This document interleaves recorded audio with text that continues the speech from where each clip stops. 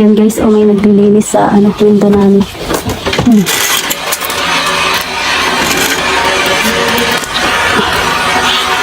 Ilalak ko lang siya.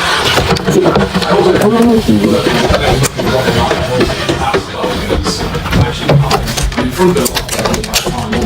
£10 ata to guys. Yung linis niya. Tapos siya may sa baba. Ayun siya. Ayan yung panlinis niya.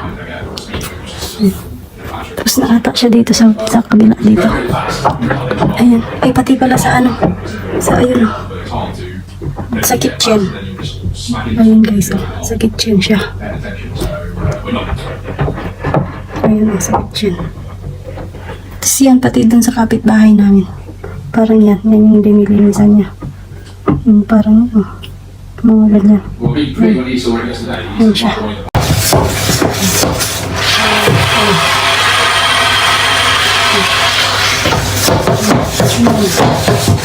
Linisan niya yan.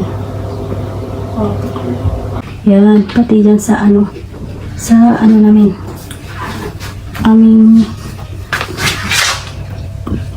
door. Ayan.